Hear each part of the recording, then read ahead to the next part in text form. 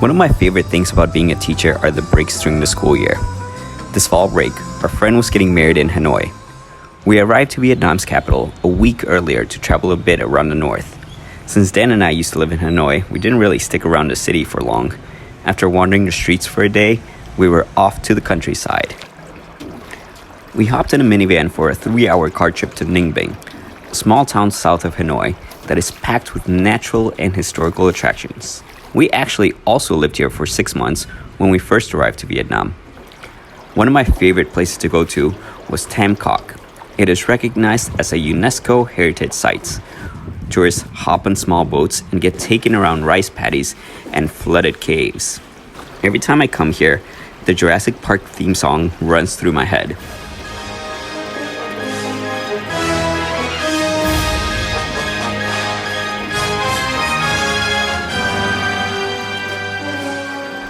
Being immersed in nature is so incredibly peaceful and recharging, especially when coming from the hustle of Saigon.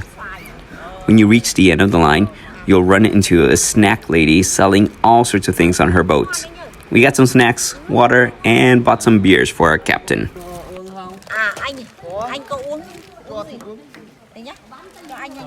That night, we went to a new attraction that had been built since we left. It is called The Old Town, except, well, everything is new. It kind of reminded me of a mini Hoi An.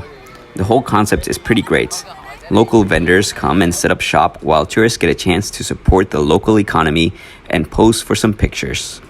The following day, we got up early and made our way to the Mua Caves.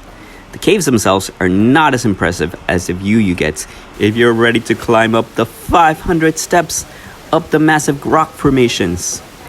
This is more of a workout than expected. We finally reached the top and we were met with a stunning aerial view of Ninh Binh.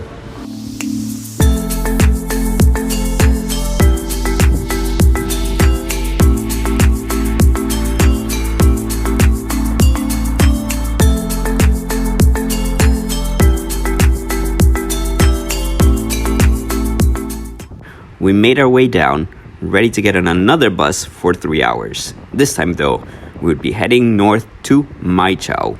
Although Dan and I disliked the idea of so much travel, we were both set on wanting to go somewhere new. Mai Chau is another small town packed with nature. We stayed at an eco lodge, and after a day of rest, we were ready for some exploring.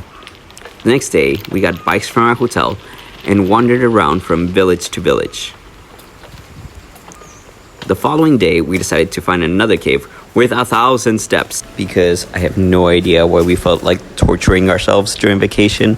After a grueling walk up a mountain, we finally made it to the cave, which was stunning, but also felt like the perfect setting for a horror movie.